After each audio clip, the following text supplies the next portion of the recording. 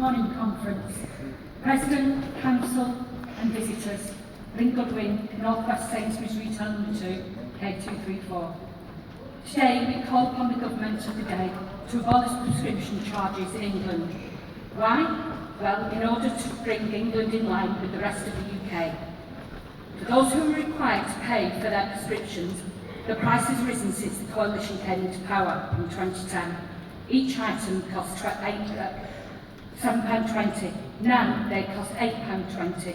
£1 more, which you might think is not a lot. However, when you have multiple medications and have to get them every month, the cost becomes a real struggle. Also, the cost of NHS spectacles have risen this month from £38.30 to £38.70 in England, and God forbid, under a Tory government, would rise even further or not even be available at all.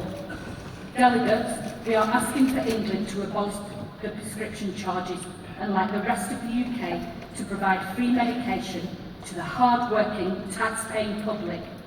Delegates, we in England are the ones that are hit most. Low pay, high bills, and then, when taken ill, being penalised and charged to get well again.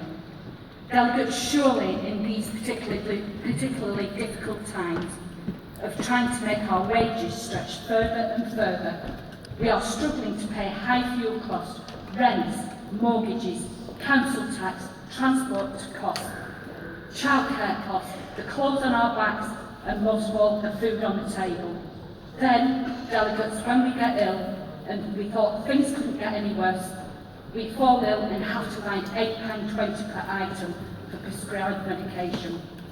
In 2015, this should not be happening.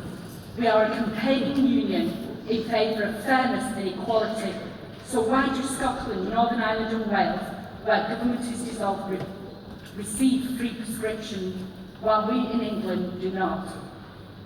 Delegates, the reality of not being able to afford medication is to try to carry on without, or to go to discount stores and buy cheaper medication that could end up making us even more ill than before.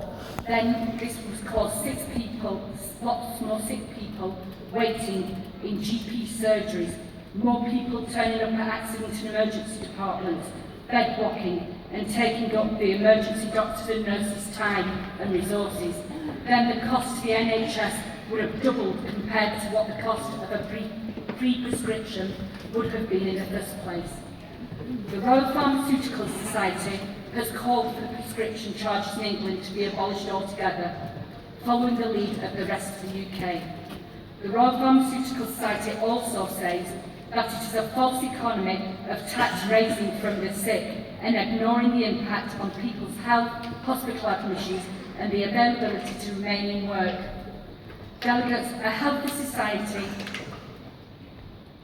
and free medication available for all surely is what would benefit the UK, creating less days off sick, more productivity and the relieving of doctors' waiting rooms and queues in accident and emergency departments.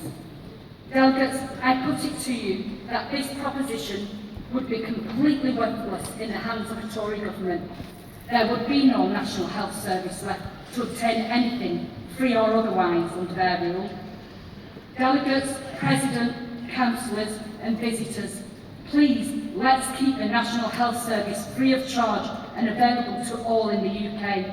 Let's do the right thing and on May the 7th, go to the voting polls and vote Red, vote Miliband, vote Labour and keep the National Health Service free to all of England and make it the heart of our society once again.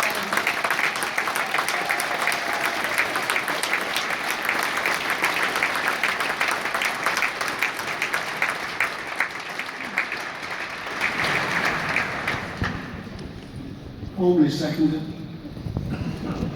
Thank you.